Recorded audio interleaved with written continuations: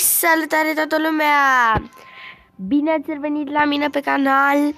Astăzi o să ne jucăm Brawl Stars și vom face quest-uri, pentru că am primit niște quest-uri noi, vedeți aici. Avem pe Haste 500, pe Shelly 500. Vreau să fac pe Haste și pe Shelly 500 pentru că sunt la tier-ul 36 și vreau să înaintez. Adică vreau să iau și gemurile astea ca să am 50. Să văd ce îmi pot cumpăra. Bun. Voi nu uitați să apăsați butonul de like și să vă abonați. Și sper că o să faceți. Vă rog din suflet și din inimă dați like și abonați-vă. Vă rog. Sunt la începutul YouTube-ului și nu prea știu. Este al 5-lea videoclip pe care îl fac și da, nu prea știu cu YouTube-ul. V-am spus, sunt începutare de YouTube. Și încă nu m-am obișnuit. Da. E mai greu când ești la început, dar după aceea te obișnuiești.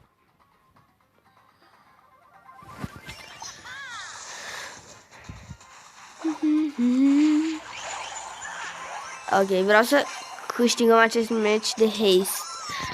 Înainte să încep clipul am mai jucat un meci de Haste și l-am pierdut. Nu vreau să-l pierdem și pe ăsta. Ia că-mi dau ultimata, chiar dacă trebuia să mi-o dau la safe. Ah, mi-am făcut-o iar. It's ok. Este o capa. Boom! A boom! Băi, ce caută ăsta aici? What the fuck? Ai, bă, pe bune, mai avem 2%. M-am enervat pe aia. Poate se învață să stea la safe. Țarel primul. O să pierdem, asta e clar. Da, fiar. Le-a ieșit toate gemurile. Nu știu ce se întâmplă.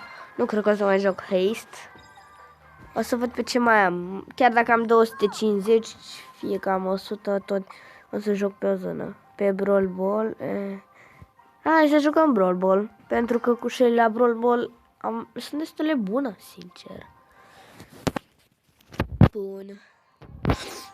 Scuzați că îmi trag nasul, doar că sunt un pic răcită. Ciuși, bă, de la minge.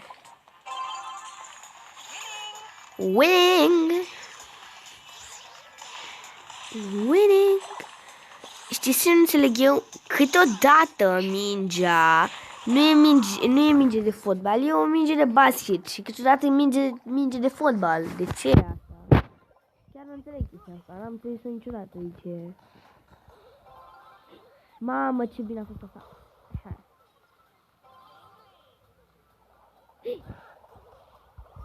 Oh my god. Mă enervează Carl. Uitați roboțele aia. Uitați roboțelul acela, vrea mingea. Hai mă, sar pe terenul de fotbal și ia-o. Nu! Din cauza mea au dat gol. Rahat. Vedeți ce se întâmplă dacă nu sunteți atenți la meci? Nu fiți ca mine. Nu fiți noobs ca mine.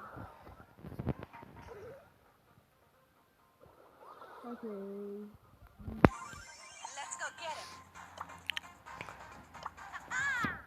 Bine, Barley. Sper să nu dea la noi în poartă atâta tot, în rest, it's ok. Nu, da, băi, la noi în poartă, că te omor. E ok. Mă gândeam că o dăm la noi în poartă, pentru că așa mai fac unii jucători.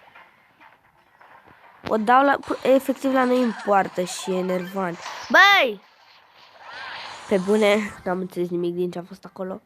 Ok, măcar să dea Piper. Let's go! Hai, băi, Piper!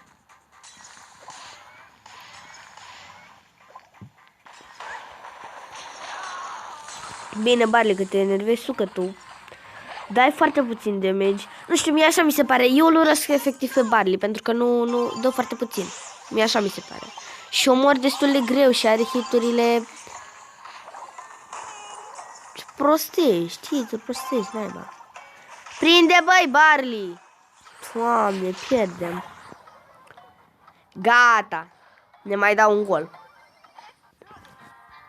Frate, mă enervează. Eu, mă scuzați. Aveam telefonul. Era boxa telefonul acoperită, de-aia nu cred că mă auzeți foarte bine. Pe ce mai am?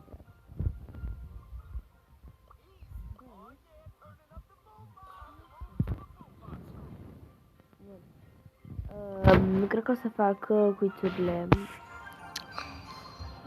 Efectiv 10, dar nu vreau eu. Bun, o să-i dau un match cu noul skin de pe Brock, pentru că eu n-am jucat de el, doar l-am luat și apoi l-am jucat cu alții. Da, asta cred că e făcută la Map Maker. Sigur, cred că e făcută la Map Maker. În ultima vreme au început să ne dea hărți. Au început să ne dea mape numai de la Map Maker. Hai, băi. Așteptăm să se încarce. Bun.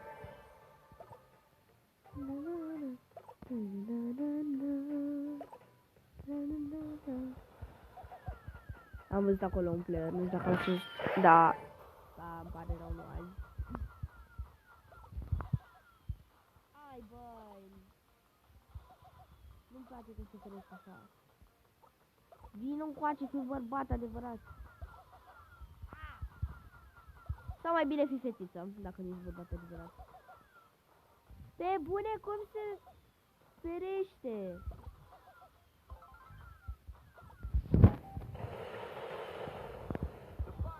Nu înțeleg. Nu! M-a bătut el pe mine.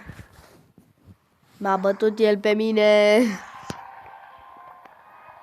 Da, vedeți, e de la Map Maker. Eu am să-i dau like pentru că mi-a plăcut harta. Poate să-mi schimb și poza? Mai bine nu. Pe aici pe la trofii rău ce urmează să iau. Deci pe Brock l-am luat. Urmează să le iau pe Dynamite. Ok. Am înțeles. Hai să... Cred că să-l iau pe Edgar ca să fac rang 10. Ca să mai primesc niște bani din aceea. Ca să pot să-mi iau un big box. Măcar.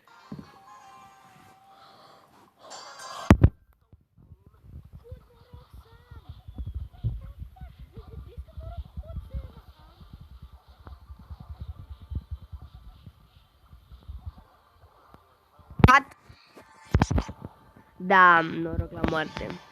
Cel mai tare logro. Ok, am revenit. O să joc la showdown simplu. Nu o să joc la alte prostioare de showdown complicate. Și pe bune, chiar în locul ăsta putea să mă spawneze în freaking glass. Oh my god. Mă enervează locurile astea proaste de spamare pentru că normal cum să nu te enervezi dacă te spawnezi în mijlocul unui.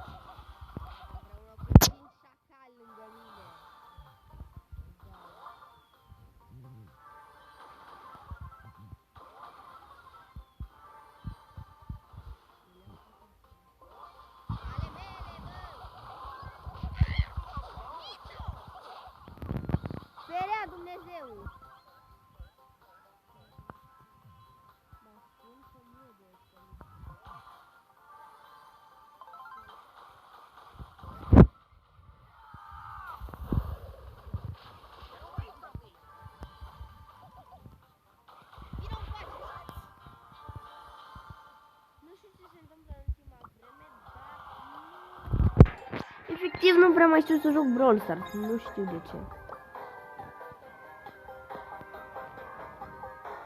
Chiar nu știu de ce.